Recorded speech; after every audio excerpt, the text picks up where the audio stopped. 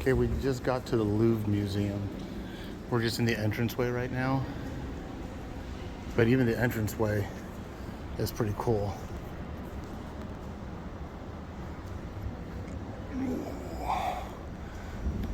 We're the first ones in at 9, and it's like 10 after 8. We just wanted to get here a little bit early, so in case we got lost. I feel like I'm in the Da Vinci Code.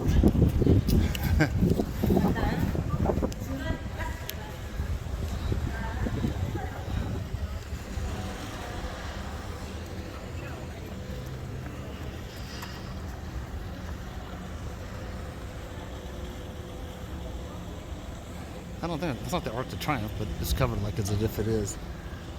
Stefania, let's get you in. Let's get a picture real quick. One thing I've always wanted to do was look down. I've never seen one look. So it looks like just a skylight. But every time I've seen the picture of this triangle thing, I'm always like, well, what's down there? Kind of had an idea that's what it was. And then this is a little triangle. And then there's a bigger, oh, there's a couple of them. I didn't realize that either. So I'm gonna have to maybe imagine that that's supposed to be a rendition of the pyramids in Cairo, maybe, because there's 3 pyramids in Cairo. Yes, I was in Egypt, I was in Sinai, but I never went to the pyramids. So I'm approaching the second one.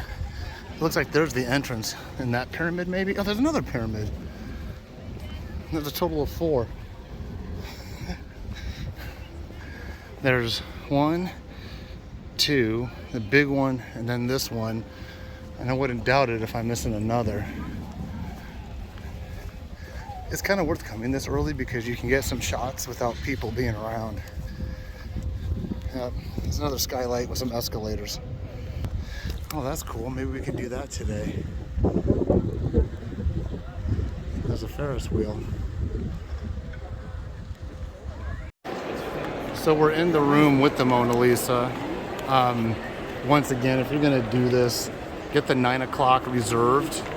Get here at 8:30 to queue up and be one of the first groups in, because this is just gonna get doubled in size. What really kills me is that people think they're in a modeling shoot and they'll do like 8 different poses and all these, hold on. They'll do like 8 different poses and then they'll check their pictures. Like, watch.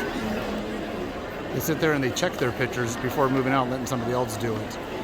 But this is what you're going to contend with if you don't get in here early enough, and it's just going to get fuller. But there it is. Make a beeline for this exhibit first. Research which gallery it's in. There's a lot of notable stuff that you'll see on the way into this exhibit, but don't stop, don't hesitate. Just come into this gallery first. Then you'll enter into this funnel thing. And then once you exit off to the sides, you're pretty much going to have to exit the room. So if there's anything you wanted to see, make sure you see it. All right, that's it. Let me close with just one more zoom in on her. All right, so this is selfie mode. So she's going to be, let me go back because this is going to be reversed and it's really cool to see it originally.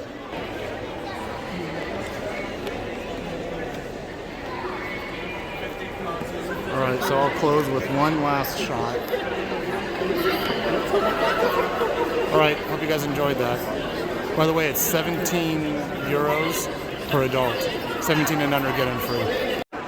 One thing I wanted to point out in this painting, I'm still in the room with the Mona Lisa, but one thing I wanted to point out in this painting is the damage over time that takes place. And I really honestly don't think it takes away from it. It's nice to see pristine, maintained paintings, but I think this adds to the effect of it on how old it was, technique that it was done, and the type of material it was done on, and the types of paint. I think it adds to the story of the painting, just like if you were go down to when we were in Pompeii and you see how some of the structures are somewhat still standing or they're dilapidated or damaged. But don't just rush through this room and see her and then leave. There's a lot of notable things in here that's well worth seeing. I just took a close-up picture of after Jesus' resurrection when I think he said he was in Emmaus. I'm not sure. It's in Luke. But yeah, come see her, obviously, but don't rush through, see her and leave. There's a couple of cool things to see in this room that you're gonna regret not seeing if you just rush in and out. Here's another one in the same gallery as the Mona Lisa. What I wanted to point out, I don't want to cross this railing, but this is Mary. If you look at where my glasses are pointing, and it's a really good portrayal of her collapsing of emotional exhaust while Christ and the two thieves are being crucified. What I do find interesting in this tour of Europe is that every country, every main museum I've been in, will have a rendition of Christ's life, crucifixion, resurrection, portrayal of some of the saints after that. And it's just really hard to dispute the existence and the meaning of his 32 years, or 33, however you want to look at it, 32, 33 years of life here on earth, for so many people to make painting renditions of what had happened through his existence here, whether you're in the Christian faith or not, even agnostic. There's no disputing that man walked on this earth and had an impression upon so many people. Julie just brought something in mind. If you guys remember when I was at some of the museums in Rome and in Naples, the exhibits were empty and there was a little placard saying that they were on a touring exhibit. Well, this is a good for instance. So here you have some exhibits that were actually, now this is obviously superimposed, but this is Naples. So some of these things were missing in the Naples Museum, and this is where they're at. This is unbelievable. I was in Naples, Italy about a month ago, and like for instance, this exhibit where it was standing, it was blank, and there were black markers on them saying that they were on a tour, that they're being loaned out to other museums. So this whole area here would have been in the Naples Museum, and when we were at the Capitoline Hill Museum, it was the same thing, but these are some of the ones that were not in the museums in Naples that are in the museum here. And Julie just pointed that out. I go, yeah, and Olivia will remember that. My daughter and I discussed it too. This is probably a unique one you won't see a lot, but this is a portrayal of actually, I've never seen anything like this. It's Mary nursing Jesus. And the interesting thing is it doesn't say Mary nursing Jesus, it says Mary nursing her son. It's a humanity of the two figures and was popular in the late Middle Ages. So, yeah, I don't think anybody's going to do a painting with Mary exposing her breasts like that. Actually, I just found a second one. Mary nursing Jesus, crucifixion below. So Julie and I looped back around, and then when I go back in, this is once again the Naples exhibit, but I just thought the structure of this hallway was awesome, just the hallway itself. But we're gonna loop back in for a moment and wait one more pass through the Mona Lisa. And like I said, it opened up at 9. We were the first group to come in at 9, maybe the first literal 40 people. We were probably in the group of the first 40 to 60 people that walked into this building today. Now the 9:30 group is in, and I'm going to show you the difference between when we walked in. There was maybe about 2 rows of people lined up to see the Mona Lisa. Now when I go in there now, you'll see a lot more. So from this hallway, you make a right-hand turn. Okay, so this is very interesting to show you guys. So when I came in here, there was probably 2 rows of people in front of us. Now there's the Mona Lisa, and look at all those rows of people. I mean, we were right against the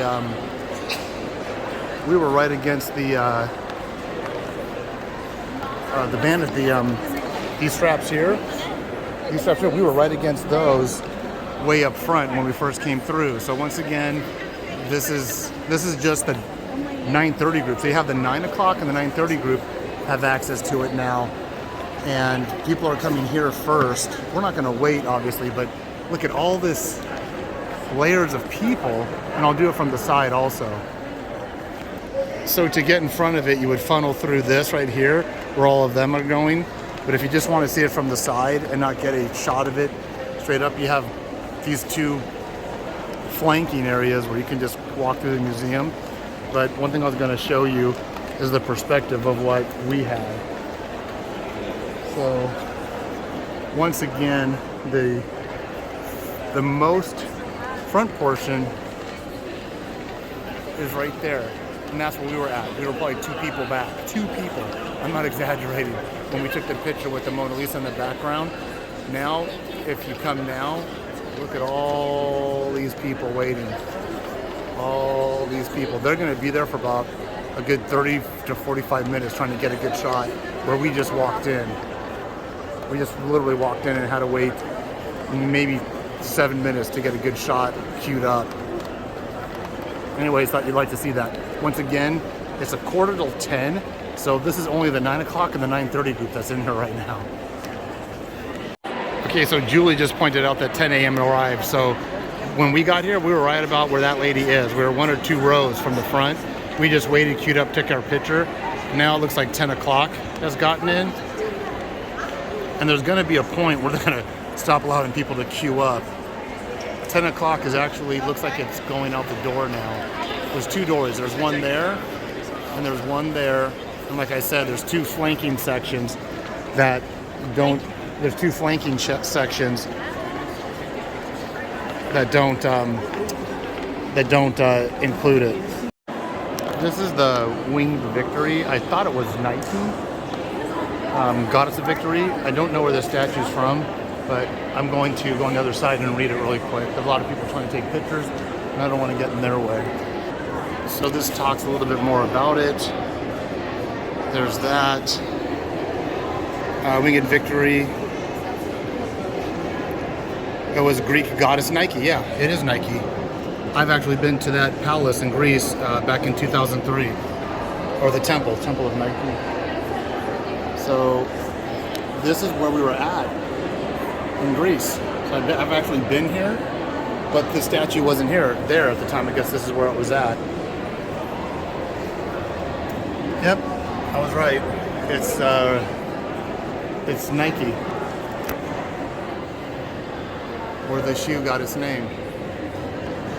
It's amazing.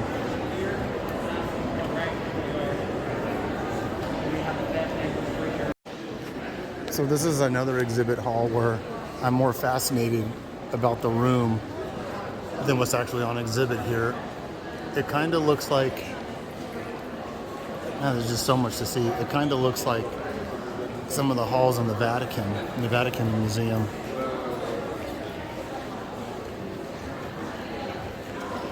Someone said, oh, you could spend all day in here. You could spend a lifetime in here. Not all day, a lifetime. And those that know me in museums, especially military museums, I gotta stop and read everything. But that's gonna be virtually impossible, I think, for anybody. I like to know the person who's seen or knows what every artifact in here is. So it's 11:45, and the crowds are just getting bigger. But yep, here's Venus de Milo.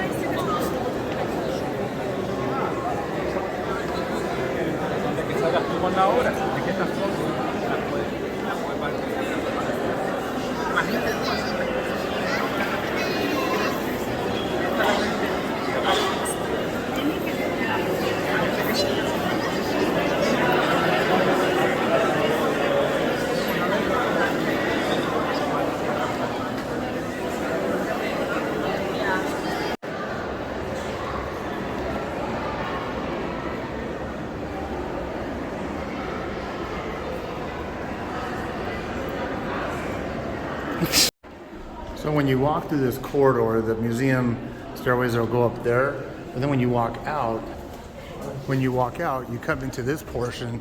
So this was a fortress at first, but the museum is actually above us. So that's the floor of the museum, and then this is portions of the fortress. So it was a fortress, and I'm not sure if this is a rendition or if this would have been the actual moat area. This is one of the turrets. I don't know if this is original or if this is fabrication. I'll do some reading and find out. But it was a fortress, a palace, and now a museum. I think over the evolution of 800 years, it said. So let me take a look. Well, the sign said this is from 1365 to 1380 is the portion that we're looking at now.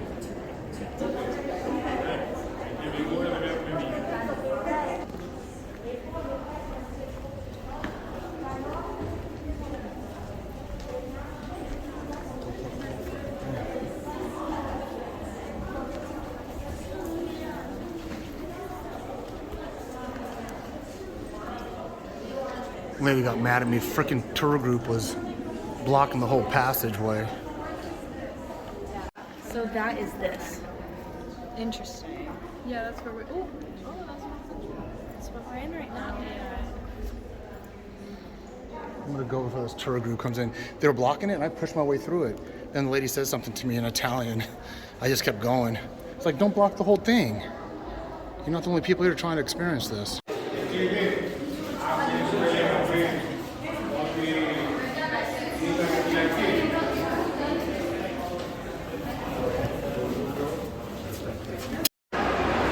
So this is a view under the big, I almost said triangle, under the big pyramid.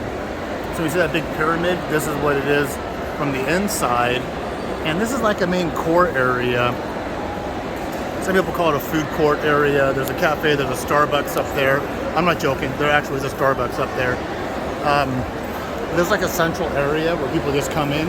Now when it sprawls out though, if you look at these different escalators, as it sprawls out, once you get these escalators, there's another ticket check, so don't ever lose your ticket. You need your ticket throughout the whole day to get into the different sections once you're inside the main section. So that was a subway I was just in when I was filming that street performer playing the saxophone.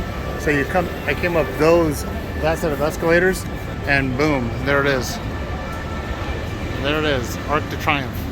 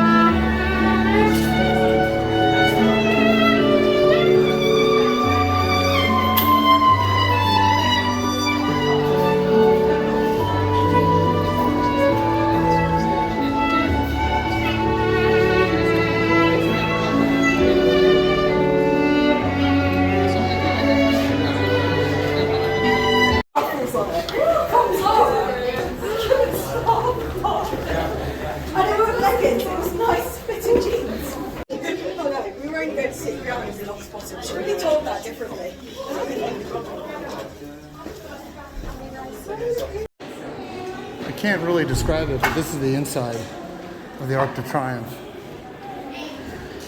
Come up a stairway, then we're in this section, which I can imagine is off for one of the, I don't know, tower-looking structures. Good thing is there's a bathroom right there. Here's that. Is that live? Yeah. Well, it's still raining, and I'm soaked. It's still raining and I'm soaked. But it dumped on us early. I got thoroughly wet. I have an umbrella and I have a jacket, but it came on us so quick that everyone's scrambling to get back down. I'm on the top of the tower now. But if I don't do this panoramic thing, I'm never gonna get a chance. So sprinkling, it's not as bad now, but let me flip it around, I'll give you my perspective. So that's like the main new downtown area of Paris. I'm on the top and I'm getting rained on. I might have to go back down again. This really stinks. There's some cool buildings that way. I lost track of the Eiffel Tower. Oh, it's on the other corner. So let me walk over there. So then you come around here on this side and you get a good view of the Eiffel Tower.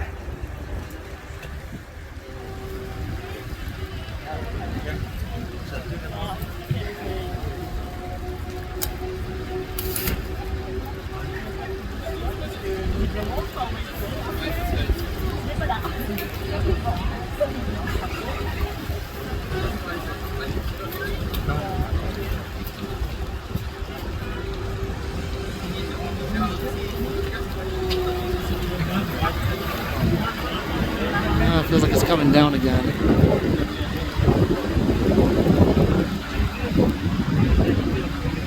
Let me zoom back out. The water droplets are screwing up the camera functions. So I'm gonna duck back down because it's just getting too wet up here. There's some buildings over there I wanted to get. All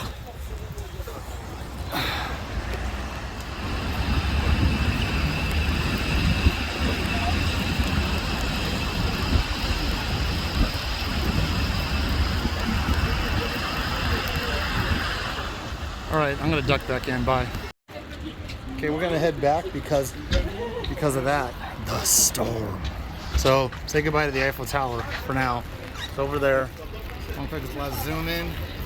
Here comes some more rain. Julie's got the umbrella for me. Say hi. There's Olivia. They got rain jackets. I don't because I'm an idiot. And let's find the exit. There's the exit right behind you. And we're done with the top of this.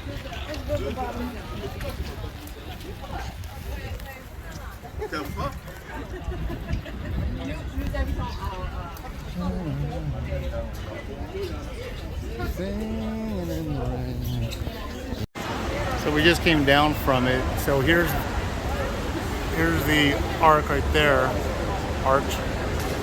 So these are the two things that are spanning it. Let me pivot around.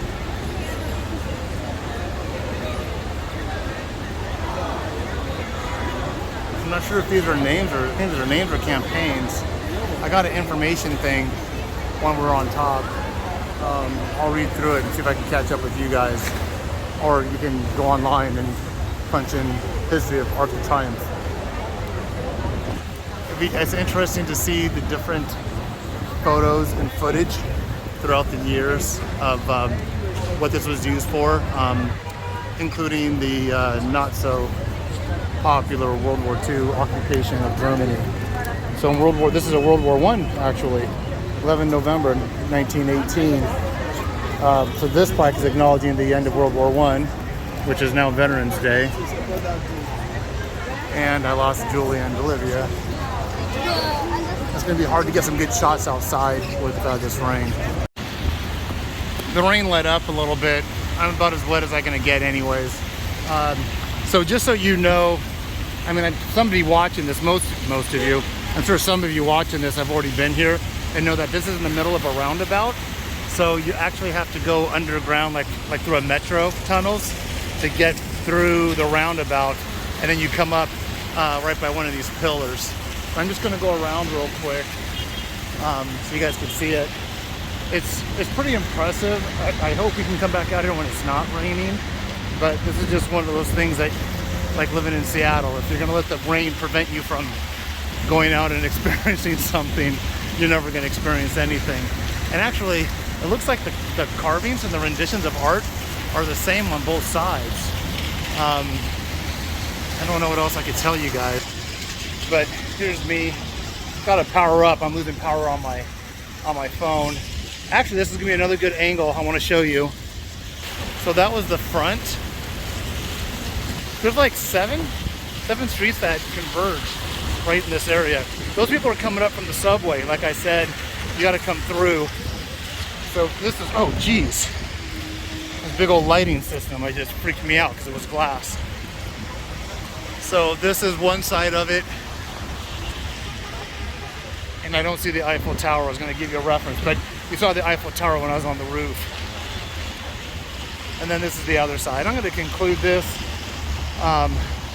Like I said, I appreciate you guys watching, following along, friends and family, but there's been a lot better documentaries and videos than what I'm doing. All right, that's it. Arc of Triumph, check the box. Bye.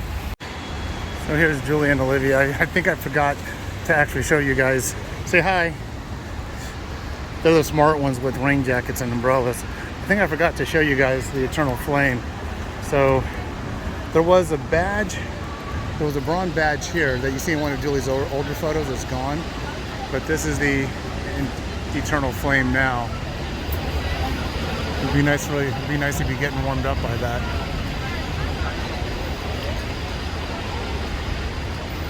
1914, 1918. I'm going to imagine that this is similar to what our Eternal Flame would be for the unknown soldiers at the end of World War I.